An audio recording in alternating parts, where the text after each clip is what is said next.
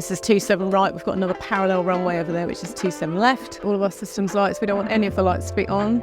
We like dark cockpit, which means that everything's working, everything's on, nothing's broken.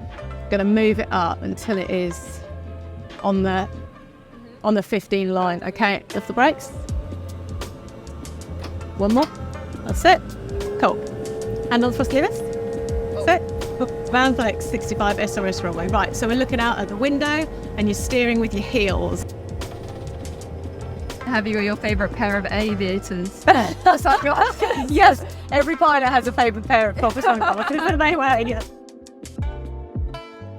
Do you need to be a maths or science genius to become a pilot? You certainly don't need to be a genius.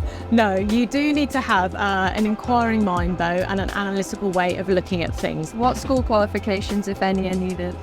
So you do need 6 GCSEs and you need maths and you need science, but that's it. Do you need a pilot's license first? No, so you don't need any previous flying experience to apply for this. However, I would recommend that you have at least one trial lesson just to make sure that it is definitely something that you would like to do and something that you enjoy. So obviously with all the training, you train situations constantly, but when a situation does happen, how would you advise pilots to stay level-headed? I would say to remain level-headed, you just have to apply the procedures that you've been trained in and use your resources, which is the other person that you're flying with. Just try and be calm and methodical and work through any sort of emergency procedures that you have to. How old were you when you decided you wanted to be a professional tennis player?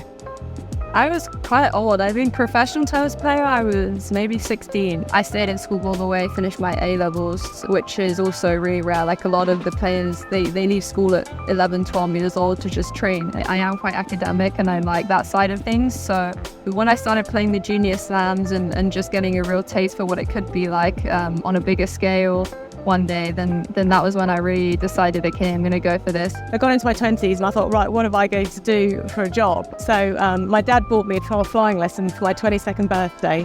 And literally from the second that I sat in that light aircraft, I thought, this is what I'm meant to be doing. You can certainly come to it later in life, and lots of people I know join the airlines and after a career in another sphere, and they actually bring a load of really useful skill. I think that's what's so good about being a pilot is the longevity. You can do it until you're like relatively older, you know, compared to an athlete. If you're willing to give up the time and effort, you can get into it pretty much when at any age. Yeah, absolutely.